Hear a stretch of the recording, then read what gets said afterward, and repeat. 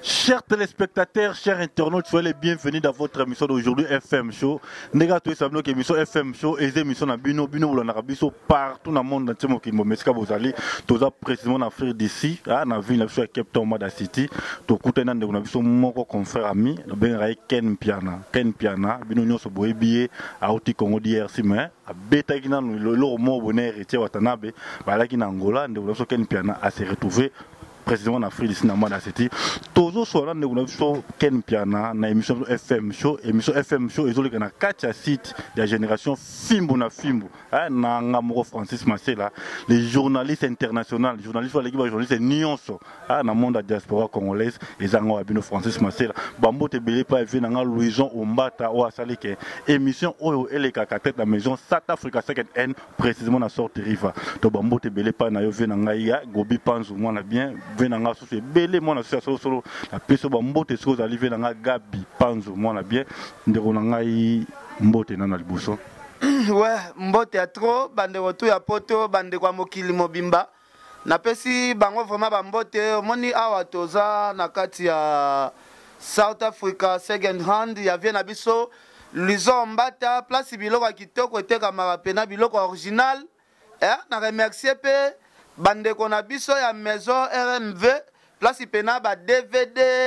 soko lingezwa ba actualité tout ya ba congolais pena o etali ba émission ba CD ya musique maison RMV oyo eteka kango donc ina sepeli atopo bozo promouvoir pe ba artiste donc toza na biso déjà posé quoi na kati ya mabele pena ya Cape Town balobi place pena Afrique pena mkokoli Afrique place Afrique esuka ezande ba koto place Mkokoli Afrique et Zabakoto. Merci de nous Ken Piana. Nous avons que nous avons enchaîné directement dans les solos par rapport à Makambo et la musique et les journalistes internautes. Nous avons Ken Piana. Au Angola na héritier. Directement après Angola, on s'est retrouvé en Afrique d'ici. Tout le cas, il y a même en Afrique d'ici. Bon, moni babiso déjà nous avons déjà un visa. Nous avons commis déjà na posa et pumbora trop. Parce que ezana bande ko mususu bazana ba mababe peut-être ya ba voyage. Bande ko mususu ya ba journaliste ra na Congo ebele wana ba kotisaka kotara ba passeport na ba ambassade. Chance ya visa za la raté mais ba biso comme moi chance wana ezana nous parce que nzambe asala ka likamuna likambozaka na ngonga nango. Oh peut-être zangonga ya Ken Piana nzamba fongole ba voyage je pense que ba ya mususu pe ba kende presete parce que za na ba époque moko boye biso tozala mona ba masa na biso ba Yves Abdallah bazo voyager ba papi mboma bazo voyager ba nati lokole bazo voyager tozala mona ngona ti be étrange OK wana ezalaki ba moment na biso te mais o eza moment pena ya Ken Piana Adel Jogo bagu danger yo yebi vie na Jimmy Belau na pesi pe ba remerciement à trop na vie na Gauthier Mascotte Bangel Muswahili Makizembe ve na Emelu Mbala wana bazali batu oyo batiaka nga mwa poa emsu côté ba billet côté ba démarche ya ba ambassade ba vie na ba Louison Mbata oso comprendre donc oza na ngote ya Ken Piana nzoto ezo senga ko pombo ka rapport après awa pe na kozonga Congo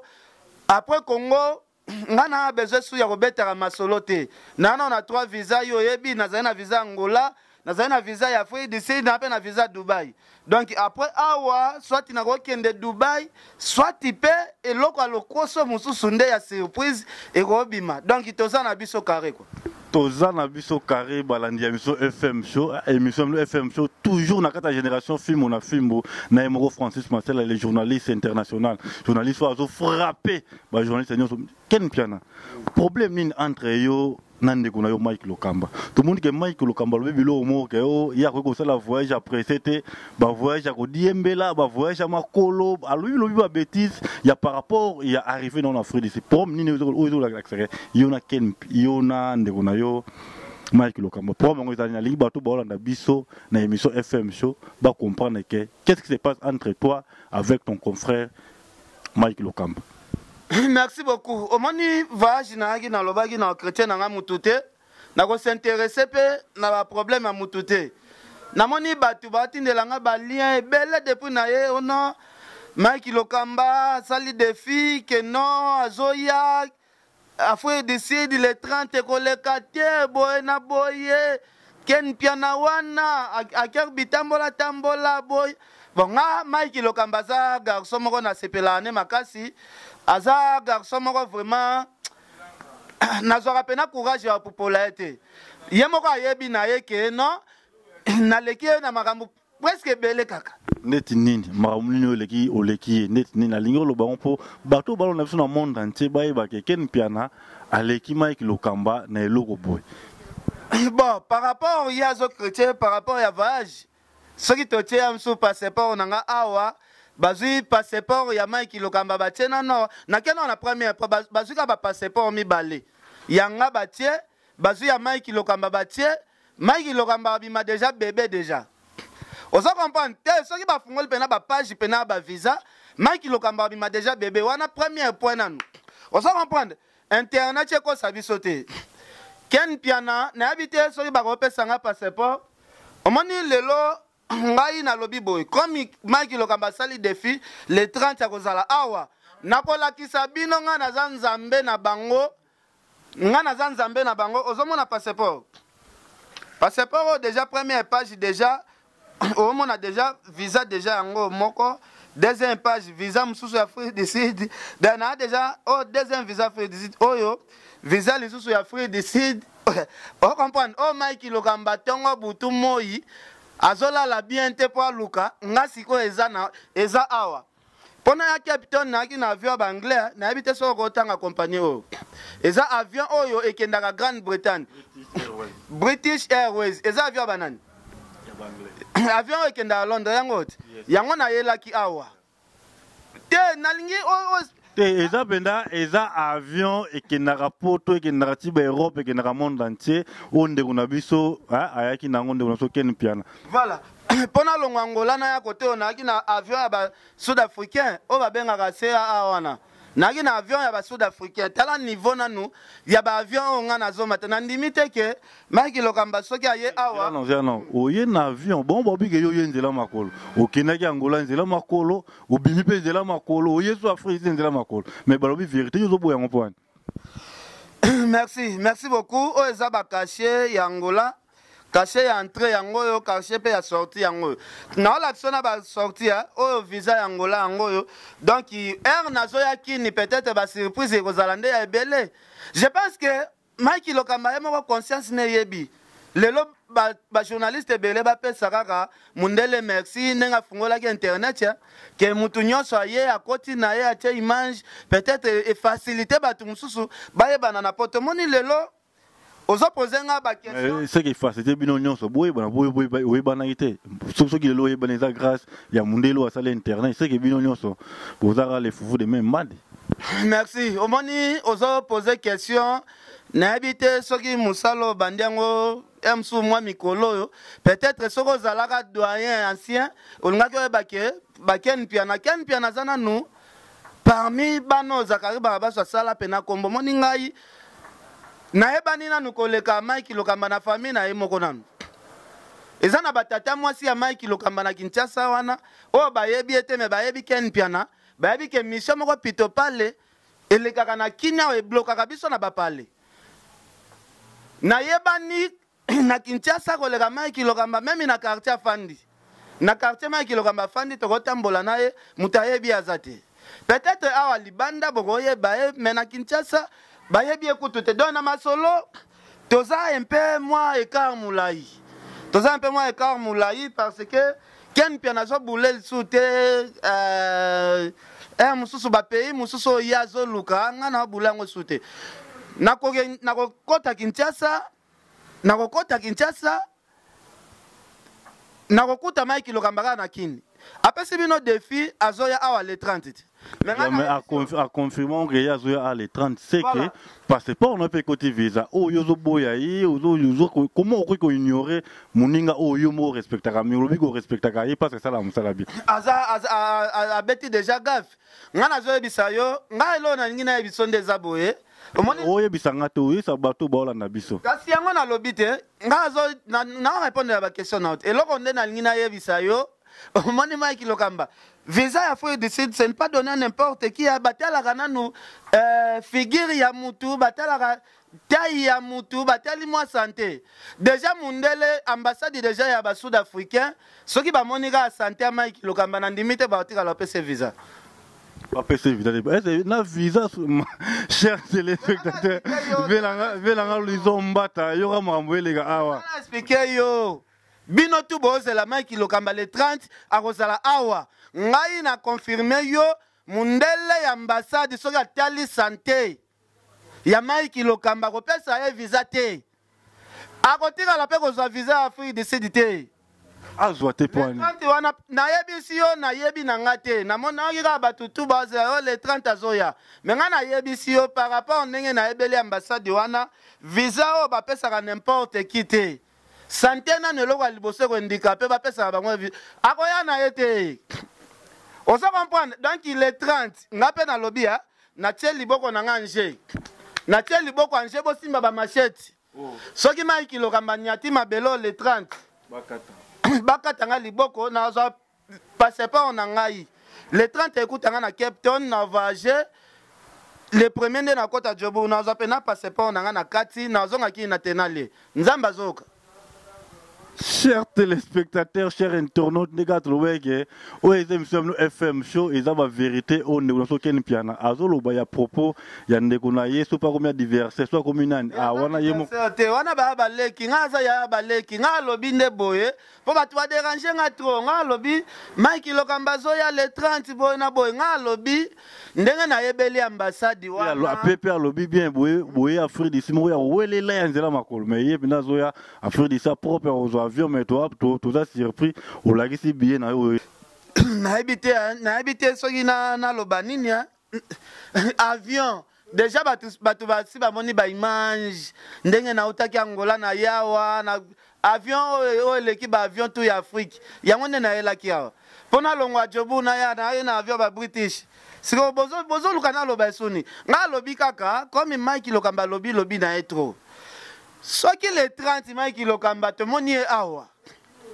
Ezala le 31 te ezala le premier te. Nga lobi ka le 30 o ya lobi kaka le 30 wana. Soki Mike Lokamba nyati awa. Loba kaka kenon Fabregas aleki héritier na succès na kini. Soki Mike Lokamba le 30 anyati mboko yo loba Fabregas aleki héritier na succès na kini. Mais en réalité tout le monde connaît que Fabregas a un gaz pour les héritier. Il est solo. Tout est que Fabregas avec héritier musika même na ba view et mon en a Fabregas avec héritier même na ndole nga été na lobango eza ba téléspectateurs au balanda ba musique au ba kota ba net ou ma musique on les okindel ba on va confirmer que héritier ça moi pas Fabregas comment yo comparer héritier mutabimi lelo comparer na Fabregas musala ça les musala que journaliste toi journaliste déjà aux journalistes yondo ko éclaircir batu aux ça les asuki journalistes oh ngana lobby ngana loba likambo oyo mungate na lobby yango likambo ezomona na mutu oloba ndenge bo batu bazoloba héritier betina au concert ya $100 na album moko héritier memi batu Angola héritier azobeta Olympia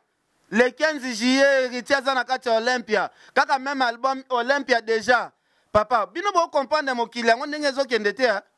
vitesse de G wana ndenge zokende bo comprendre ngo te vitesse de G vitesse watande makambu oso comprendre omoni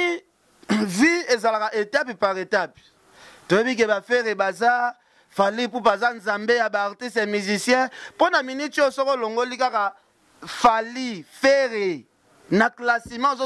ozomona déjà héritier wa Tanabe yango na lobi so Mike Lokamba le 30 kaka to moni na mboko c'est que Fabregas aleki héritier na succès déjà na ngoka devoir ya muke.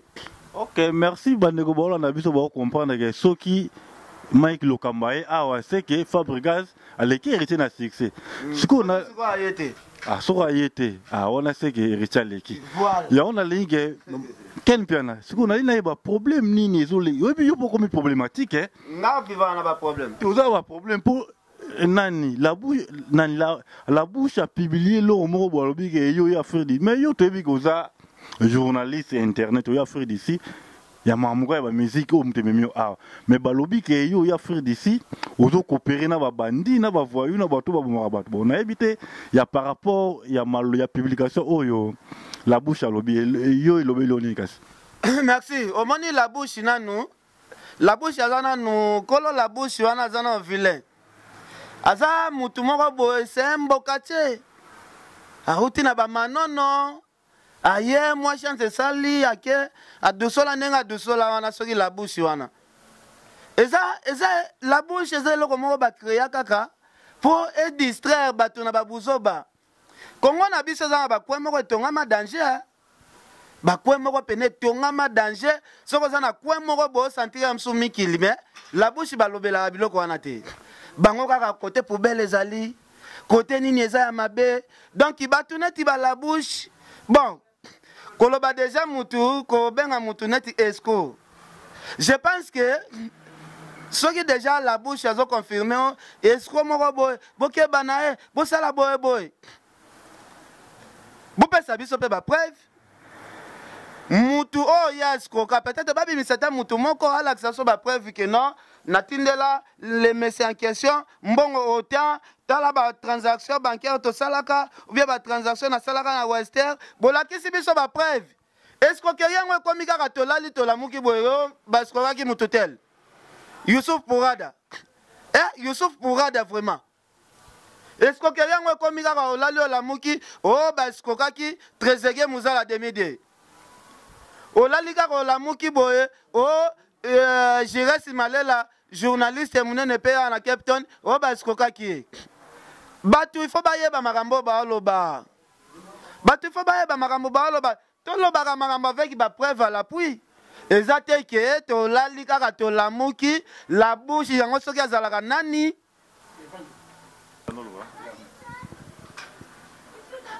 ozo comprendre donc eza nango bato bazoluka ya mosusu badestabilize mais eza nango nakoloba kutu la bouche angani kutu malgré aza vilain sale manière ye kuta kozala innocent eza kabale moko ebetami euti epa bajournaliste ya Kinshasa bajournaliste eloko eboma bango eza jalousie c'est la sorte mais eza mpe jalousie te mais baoto confirmer ke yo na vie Jimmy bozoscroke bato na nsima héritier ke bozosala makambo mosusu ya bien te na ccc ya kombo ya héritier mais quelque part pour moi teke bozobebisa kombo ya artiste ya obino moko bozosapote. Merci beaucoup. Héritier ça fait na studio te héritier je pense héritier ya bien moninga depuis na botama na koloba soki batielinga bible awa batuninga balobi ken depuis botama est-ce que oskoka mutu soko oskoka mutu te depuis botama eloko nga na salaka te ezakaka ya komela ozoyeba te okomema combien de kilos merci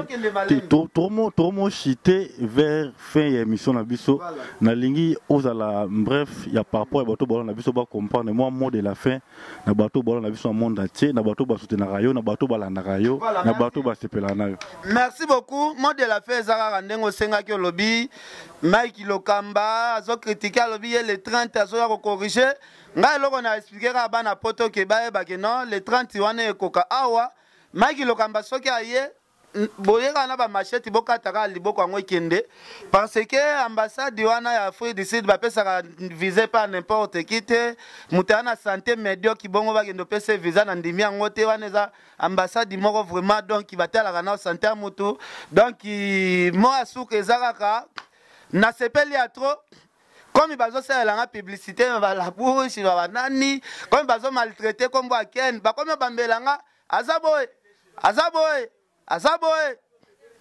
esalinga bien. Merci beaucoup na vie nanga Louison Mbata toza na maison Louison Mbata toza na kati ya maison ya Louison Mbata vie nanga Louison Mbata South Africa second hand donc mama na maison etekaka biloko ya danger ya ba original ok mutu tout partout soko ye awa okutana ka ba biloko ya danger donc inapesi merci à trop na maison RMV plus ba DVD yango salemaka donc inapesi merci na Koko Arafat Adel Djoko Bagou danger yo yebi Merci, chers téléspectateurs, chers internautes. Comme la fin, il y a émission Mokulelo, Bambote Belé Panabino, ou Bolanda qui émission Mokulelo, Bambote Belé Panayo, FM sur Louison, Mbata, Via Sola bien, ou à Pessa qui vous espace, il y a aussi l'émission Mokulelo, Bambote Belé Panayo, mon confrère ami, Jires Malé, Lewan Tanch, Bambote Belé Panayo, Banagnon soit Belgique, Banagnon soit Porto, la Pessi Mbote Panayo, Maman Magui Madi, pourquoi pas aussi à toi, Maman Philo Madi, grande sœur propre, Maman Nangai, maman nangai Magui Madi. Maman te bele pas na yo venanga mon poto mon Suisse à solo, vieux sola bien, venanga sola bien mon Suisse à solo, venanga Gabi pense maman te bele pas na yo pourquoi pas aussi à mon petit frère propre Elkana. Elkana vie je pense Bambote Belé pourquoi pas aussi à toi mon grand frère propre le prophète Didier Mavungu monter Maya maman Isabelle Mavungu pourquoi pas aussi à toi notre réalisateur et caméraman ingénieur Rigo Mavungu monter Maya maman Beni Mavungu donc Bambote Belé na bana South Africa Bambote Belé na bana Matonge sort on y va